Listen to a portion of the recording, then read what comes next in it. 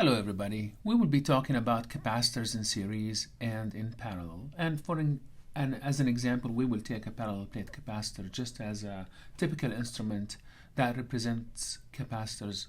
So let's look at this circuit. As you can see, there is a battery here with voltage supply, and the battery pushes the current within the positive direction. And let's say that we have, just for representation, 4 positive charges here.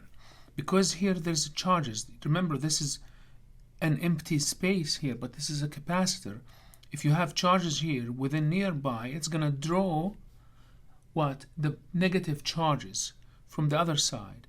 If it draws negative charges from the other side, it's going to leave behind what? Positive charges.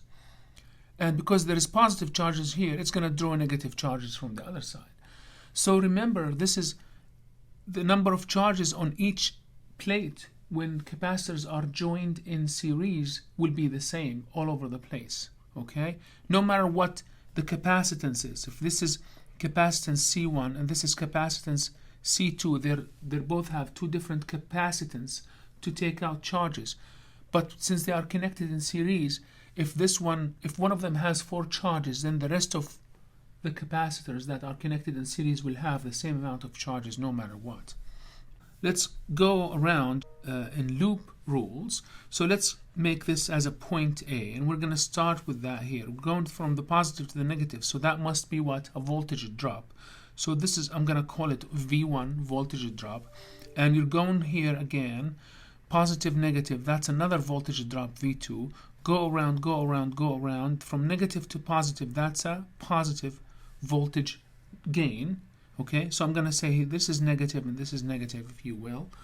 And then I go back to A, that's 0. So summation over all the voltages across a closed loop must be equal to what? 0.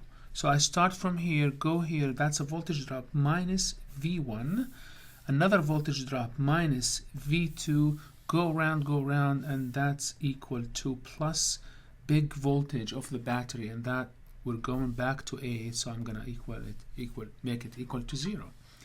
Now V is equal to, from this equation, V1 plus V2. I just took V the other side and multiplied by minus sign. Alright, now remember, Q that is on the charge of a capacitor is equal to C times V, the capacitance times the voltage. Now V, that's the main voltage of the battery. V is equal to Q over C. So I'm going to call that Q over C. But since this is the main battery of the main battery and the voltage is supplied by the battery, this is going to be Q equivalent. Now the charge is the total charge also that is supplied by the battery, which is the charge that goes on each capacitor because they are connected on series. And that must be equal to, so V1 is going to be Q over C1 plus V2 Q over C2. As I mentioned, the charge is the same, but this is what? The capacitance of 1, and then this is capacitance of 2.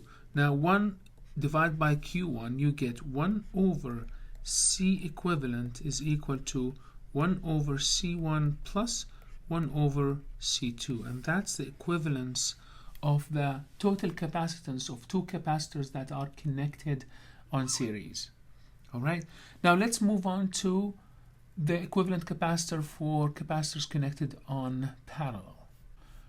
Okay, so now let's take a look at capacitors on parallel. As you can see, we have the voltage, or the battery, or the power supply is going to spit out the electrons or the current, and the current is going to go this way. Now once it goes into the junction, the charges will flow into these two circuits. Now some will go here and some will go here, as we learned in the past. Now the amount that goes here depends quite on the capacitance itself. So if the capacitor here, C1, is big, it can take more charges than capacitor C2. Okay, so now the capacitor here is going to hold charges that are different. So I'm going to put here 4 charges to represent that this capacitor can take 4 charges. And I'm going to put here 6 charges to represent that this capacitor has more capacitance than the other one, C1. Okay?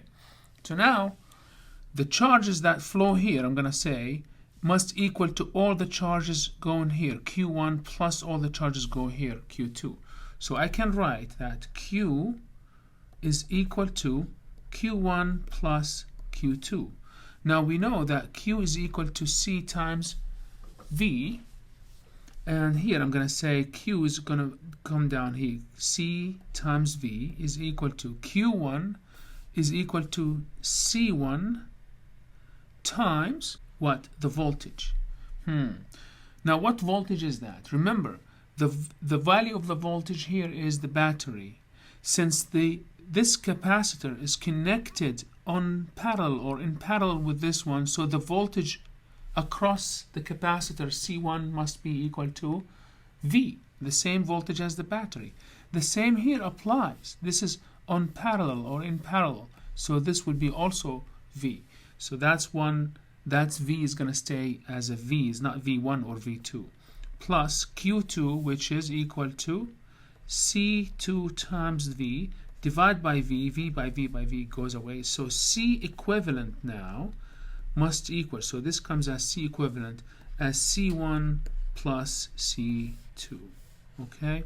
Now notice something. When two resistors are connected on series, like if these were two resistors, then you will get R equals R1 plus R2. They are equivalent. But look, the capacitors are totally the opposite. 1 over C equivalent is equal to 1 over C1 plus 1 over C2 when connected on series. Now the opposite happens. The capacitors, when they are connected on parallel, you get the equivalence of their capacitance is C1 plus C2, which is totally opposite to the resistors connected on parallel. 1 over R equivalent is equal to 1 over R1 plus 1 over R2. Please just make sure that you notice this very well. And one last note, so the capacitor of capacitance connected on parallel is bigger than 1. So the equivalent capacitor is bigger than each one of them, or bigger than the biggest one, while capacitance for equivalent capacitors, for capacitors connected on series, must be smaller than the smallest value of each one of these, and so forth. Okay, that's it now for capacitors on series and capacitors on parallel. Thank you.